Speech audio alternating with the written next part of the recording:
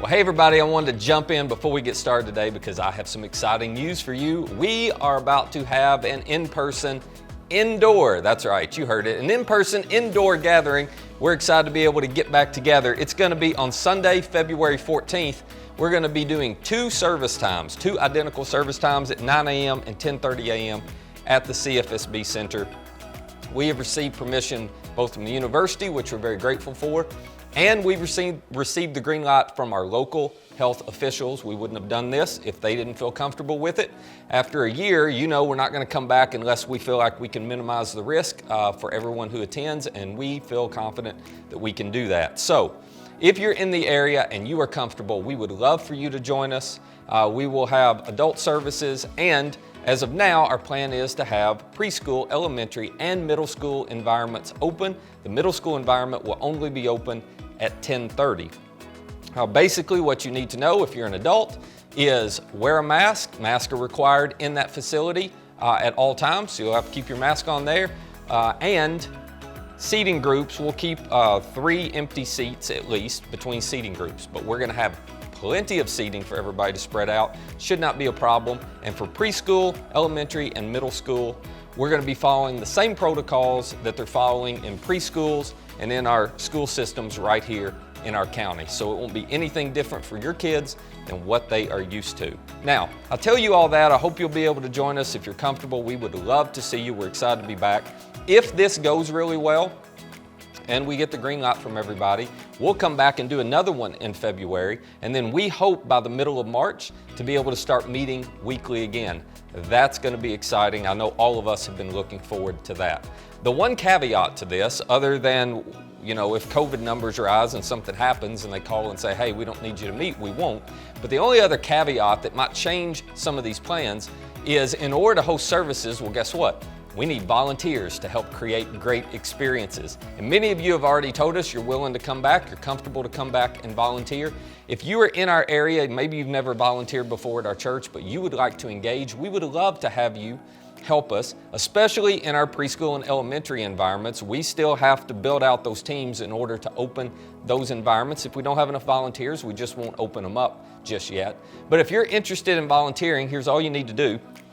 Just text Journey Serve, all one word, to 94090.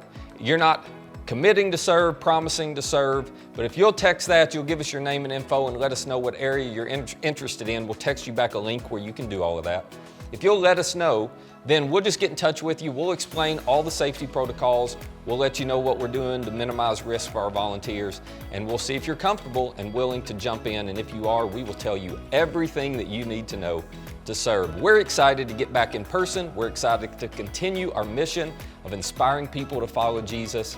Hope you'll be able to join us on Sunday, February 14th. It should be a fun and a special day. Now, with all that being said, we're jumping into today. So sit down, grab you some coffee, and let's get going. Hey everyone, I'm Lauren and I'm going to be your online host. I hope you've had a great week. Today is an exciting day because Matt Johnson, our lead pastor, is kicking off a brand new series called Shining Through, and it's all about maintaining hope in the middle of chaos.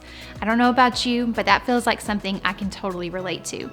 But before we get to that, let me start off by telling you what you can expect today. Is it your first time watching us online? We're so glad that you're here. Whether you're joining on YouTube, Facebook, or listening on our podcast, we created this entire experience with you in mind. We hope you find this to be helpful, practical, and encouraging. As our way of saying thanks for watching for the first time, we have a special gift for you. If you'll text I am here, all one word, to 94090, we'll send you a $5 gift card to Dunkin' Donuts. After Matt's message, our band has a great song for us, and I know you'll enjoy it too. Then I'll be back here to close out our online experience. Now is the perfect moment to hit that share button because here is Matt with episode 1 of Shining Through.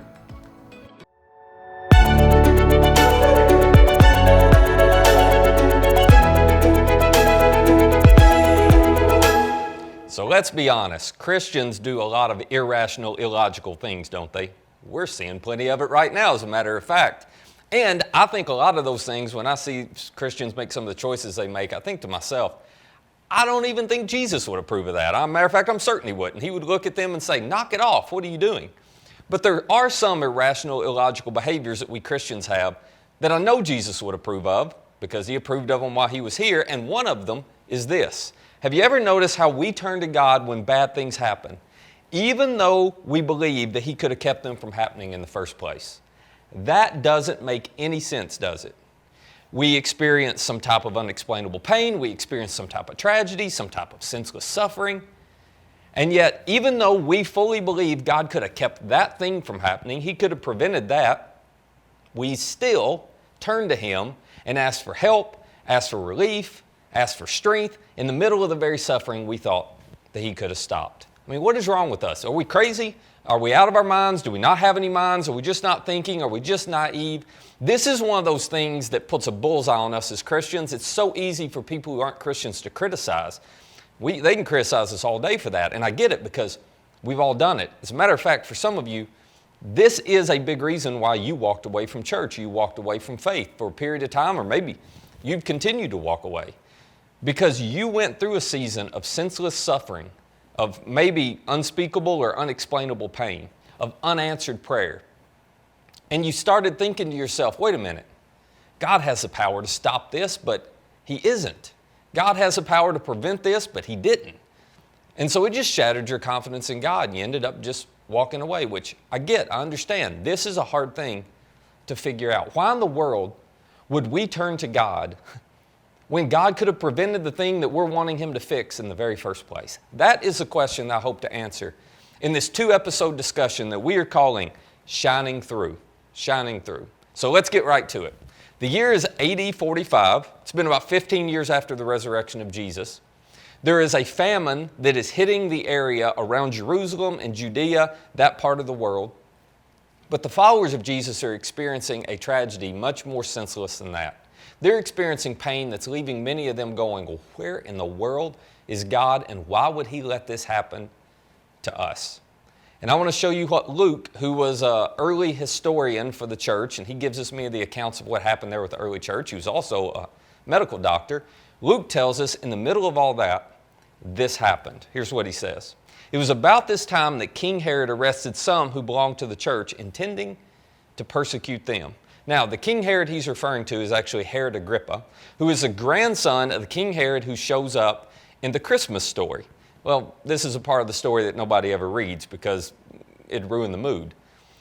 But King Herod, Herod Agrippa's grandfather, King Herod, when he sent the wise men to Bethlehem to try to find this new king of the Jews that had been born, and they found Jesus and then went another way and didn't go back and tell Herod, well, it infuriated him so much, and he felt so threatened by this, that he ordered every baby boy 2 years old and younger in Bethlehem to be murdered, to be executed. So violence clearly runs in the family of these Herods. And Herod Agrippa is no different. He's now ruling that region for the Roman Empire. And, as Luke tells us, he decides, you know what?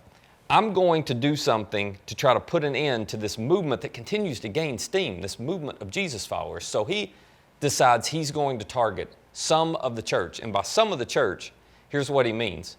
He means the high-profile targets. He means the ones who were closest to Jesus, the ones who have the most credibility, the ones who have saw him after his resurrection, spent 3 years with him before, what some people call the apostles. That's who he's going to target. And so Luke tells us his first target is this, that he had James, the brother of John, put to death with the sword. This is not James, the brother of Jesus. This is a different James, James, the brother of John, as in Peter, Andrew, James, and John. Maybe you've heard all of those names together. This is a James that spent 3 years following around as a disciple of Jesus. And Herod decides, you know what? We're going to execute him. So he has his head cut off. And when he has his head cut off, it is a big blow to the morale of the early Christians. But Herod discovers it actually earns him major political points. If you're wondering, well, why would he even do this? Well, it's because the people who weren't Jesus followers, the powers that be there in and around Jerusalem, those Jewish religious leaders, they wanted this movement stopped as much as anyone. So anytime Herod could do something to make them happy, it gave him more political capital to keep them in line with him, which kept him in line with the Roman Empire. Anyway, when Herod sees all of this and realizes that, you know what, this has earned him some major influence and some major political points, he decides, well, if James was good, a bigger fish would be even better. And so Luke tells us this, that when he saw that this met with approval among the Jews, he proceeded to seize Peter also. Yeah, that Peter. That Peter. So now he's in jail, and Herod's plan is to cut his head off as well. Now, before we go on with the story, this is a little encouraging to me, and maybe you'll find it encouraging to you as well, that the men and the women who followed Jesus in the first century, well, they walked through the same valleys of senseless suffering, of random acts of violence, of persecution, of unexplainable pain, of unanswered prayers.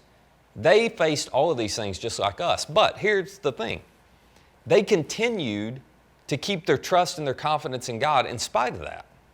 Why in the world would they do that? I mean, if anybody deserved to be protected, well, it ought to be them, wouldn't you think? But they continued to follow God. They continued to trust God. They continued to turn to God even when bad things happened. And even though they knew and believed that God could have kept them from happening in the first place. So now Peter, one of their key leaders, well, he's sitting in prison. And here's how Luke tells us it unfolds. He says, this happened during the festival of unleavened bread. So King Herod picked the perfect time. This is a religious festival that happened in Jerusalem. And the streets of Jerusalem would have been packed with Jewish people. The city swelled sometimes to 2 or 3 times the normal size. People were everywhere. So this was a key moment, and Herod couldn't execute Peter during the festival because it would violate some religious rules. But what Herod decided to do was execute him the day after. And so basically he sent the word to everybody, hey, I've got Peter in prison here, and you guys just stay for the after party the day after the festival. We'll go ahead and have a public trial. We'll cut his head off, and then we'll all have a feast. We'll celebrate. So Luke tells us, after arresting him, they put Peter in prison. This is his plan. He's handing him over to be guarded by 4 squads of 4 soldiers each. He's not messing around. Herod intended to bring him out for public trial the day after the Passover. This is going to earn him so many political points. He continues. Luke says, so Peter was kept in prison, but the church was earnestly praying to God for him. And there is our tension, isn't it? There's the behavior that you're going, well, that's so irrational. That's so illogical. Why would you do that? Do you just blindly believe? I mean, why in the world would you turn to God when God could have prevented the bad thing from happening to begin with? And he didn't. As a matter of fact, for these early followers of Jesus, they seem even more irrational because these Jesus followers are asking God to deliver Peter days after God did not deliver James. Let's be honest, why bother? Why bother asking God to do something for Peter if, first of all, if God really cared about Peter, he could have kept him from being arrested to begin with. And why bother asking God to free and release and rescue Peter when clearly he didn't answer their prayers and rescue James? I mean, if he rescues Peter, does that mean that he cared about Peter a lot more than he cared about James? This just makes no sense whatsoever. Why turn to God? Why turn to God? When he didn't do anything for James, why expect him to do anything for Peter? Are they crazy? Do they have a misplaced hope? Well, the answer to that is no. And part of the reason we know they don't have a misplaced faith in God is because, well, we're sitting here with the same faith in the 21st century. 2,000 years later, that faith continues to be passed down. And, spoiler alert, but Herod doesn't actually get to execute Peter. As a matter of fact, Peter is freed. He escapes. He spends the next 15 years as a fugitive on the run before he's eventually arrested and executed by King Nero. But we'll get back to that story next time. In that 15-year period, Peter, as he's on the run, as he's hiding, and to this day, we don't know exactly where he was, but as he's on the run and he's hiding, Peter writes a couple of letters, probably more than 2, but we still have 2 of them today. 2 letters to Jewish Christians who were spread out all over the Roman Empire at that point. And they're spread out. They began in Jerusalem, but they had to scatter because of persecution. So these are Jewish Christians who are experiencing unanswered prayers. They're experiencing unexplainable pain. They're experiencing some senseless suffering. They're seeing God not show up and prevent things, even though they believe he has the power to do it. And so Peter writes to them as he's experiencing the same thing, to encourage them, to remind them how they can shine through in the middle of their suffering. And I want to read you just a little bit of what he writes at the very beginning of his first letter. This is so interesting that Peter would have this perspective as he is on the run as a fugitive, as he has watched some of his closest friends be executed, and as all the rest of them are fugitives with him. Here's what he says. He says, "Praise be to the God and the Father of our Lord Jesus Christ." To which, if I'm reading this, to be honest with you, I'm looking back at Peter and going, whoa, whoa, whoa. What is there to praise God for? You've been beaten several times. You've been flogged. You've been arrested more times than you can count. You're in hiding right now. You don't know if you're going to live to enjoy another day. Why in the world, with all the scars you carry on your body and with all the scars you've experienced in your life, Peter, why would you still have an attitude of going, oh, God's incredible. He's worth us praising? Well, Peter says, let me tell you why. Because in His great mercy, this was Peter's perspective, in His great mercy, He has given us new birth into a living hope through the resurrection of Jesus Christ from the dead. If you want to know why you should shine through and keep believing and hold on in the middle of your suffering, Peter would say, this is it. It's because my hope, it's because our hope, it is not anchored to our circumstances. It's not anchored to how well life is going in the moment. Peter would say, my hope's not even anchored to my beliefs. It's not even anchored to my theology. Peter says, my hope is anchored to the resurrection, to the resurrection. Now, here's why this is so significant. If you or if I had a chance to talk to Peter face to face, and we looked at him and we said, Peter, wait a minute, why should we keep believing? Why should we keep trusting? Why should we keep following? I don't think it's worth it anymore. I mean, God's not answering my prayers, and I'm a little angry with Him because He didn't do that, and He didn't prevent that, and He's not showing up here. Peter, I don't think it's worth it anymore. Why would you tell me to keep on keeping on? Why would you tell me to praise God? Why would you tell me to have hope? You know what Peter would say to us? He would look at us and he would say, well, I understand, because I'm living with the same suffering. I'm living with the same pain. I'm trying to make sense of all the same unanswered prayers. But then Peter would say, here's what I know. I was there and I watched when God in human flesh, when Jesus was flogged, He was beaten, and when love personified hung on a Roman cross. I saw it with my own eyes. So you may look at all your circumstances and think there's no way God could care about me. There's no way God could love me. But Peter would say, no, no, no. I saw with my own eyes how much God cares about me. I saw with my own eyes how much God loves you. So I know your circumstances are difficult, and I know things don't make sense, and I know you have questions about why God's not doing certain things, and you don't have any answers, and you may not have any answers for a long time.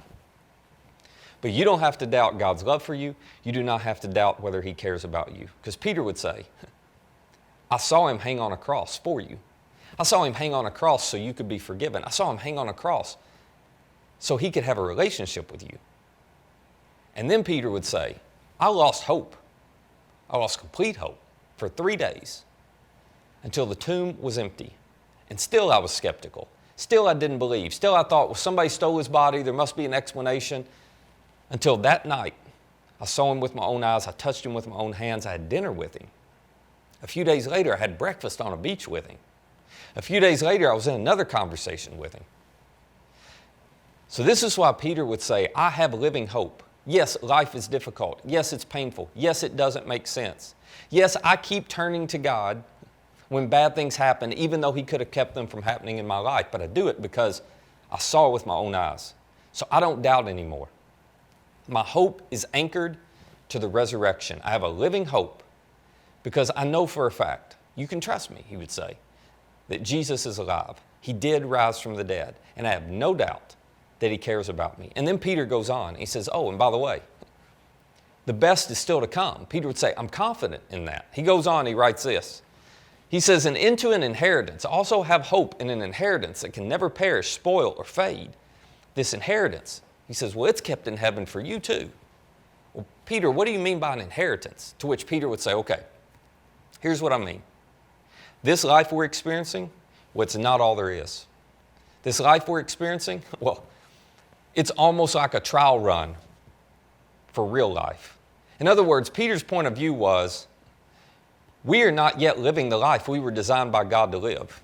The sin, the sorrow, the suffering, the pain, the unexplainable circumstances and tragedies and senseless violence that we experience, it's all a result of sin breaking this world.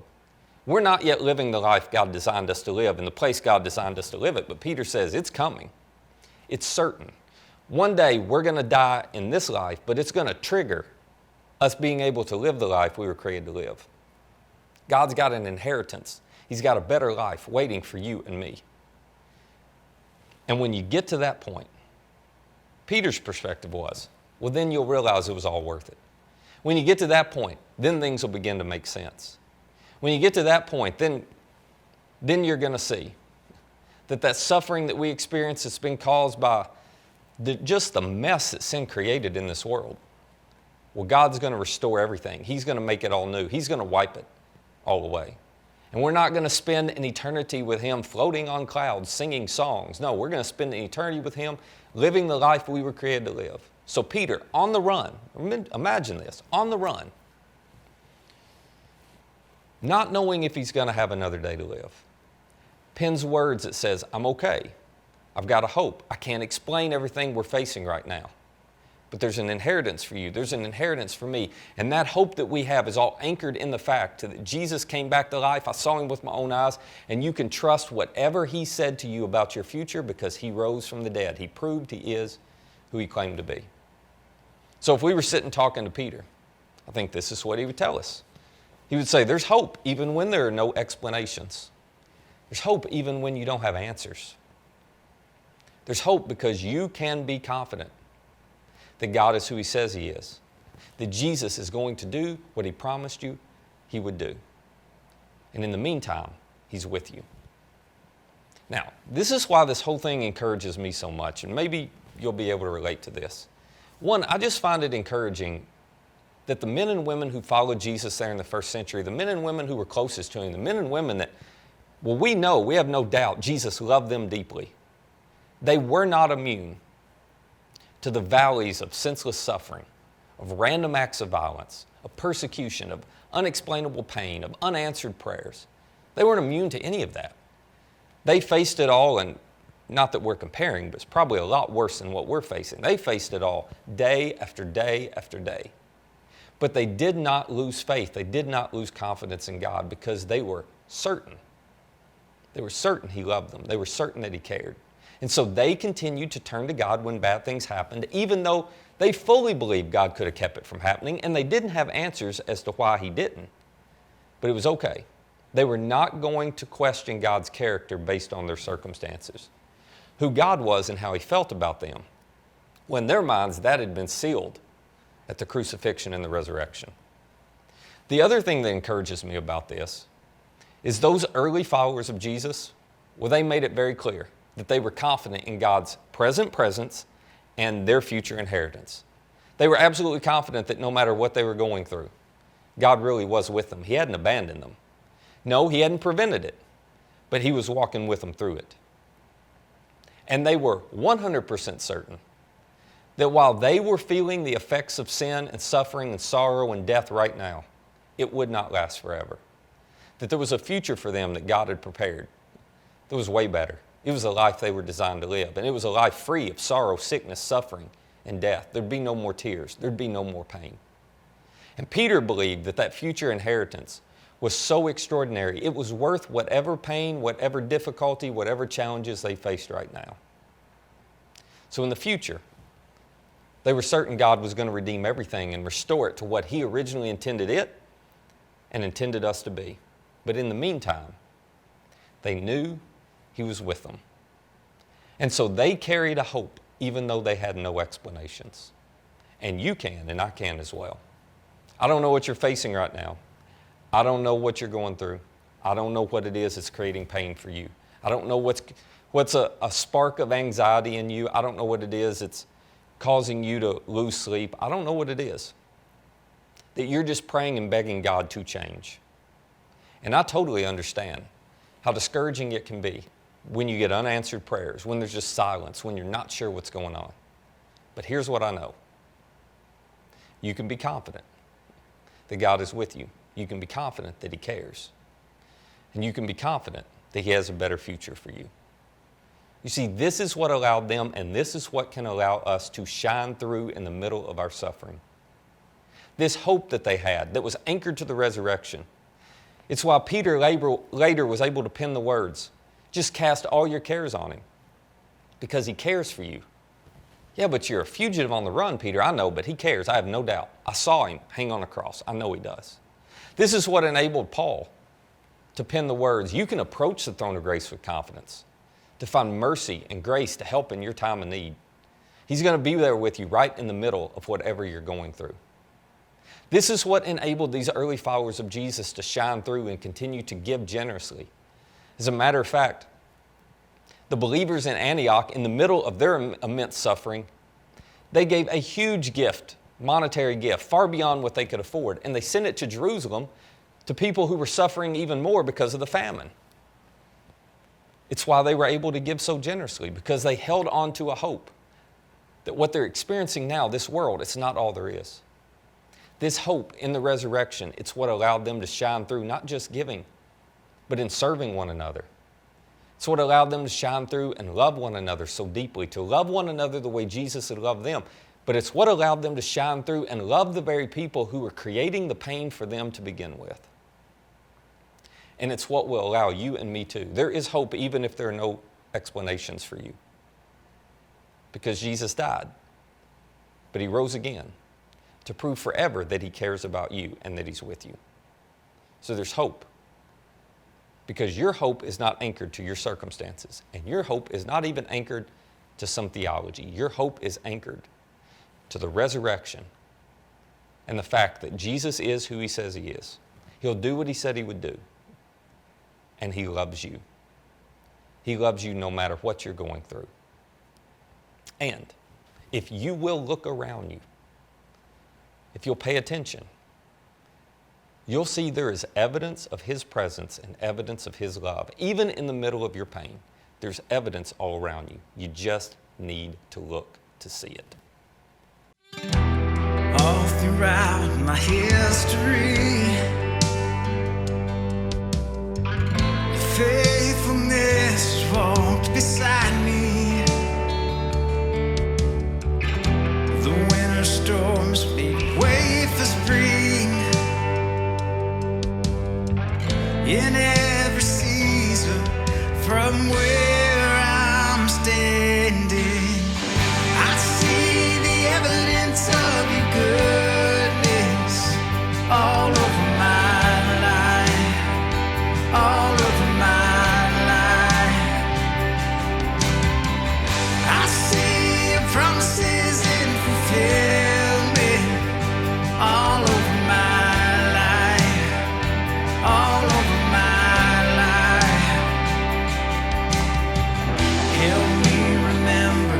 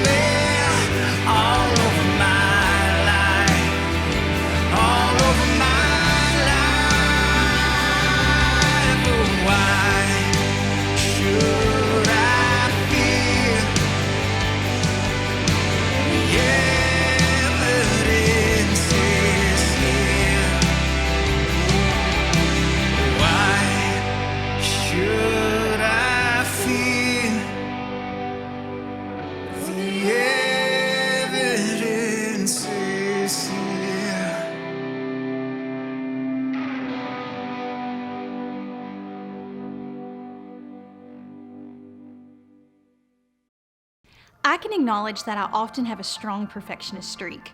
It's really easy for me to focus on how I thought things should be instead of looking around me and seeing God's goodness. I think we all have that tendency. Sometimes it can feel like the hard stuff is screaming at us, demanding our attention. But our hope doesn't have to be dependent on our circumstances. God is still good, no matter what. God is still faithful, come what may, and God is still for you and for me. Thank you all so much for tuning in this week, and to those of you who chose to contribute financially to us, we hope you can see the connection between your sacrifice and the people we're able to help and connect with. We truly can't do this without you. If you'd like to give this week, all you need to do is visit givejourney.com. I hope you have a great week, and we'll see you next time for episode 2 of Shining Through.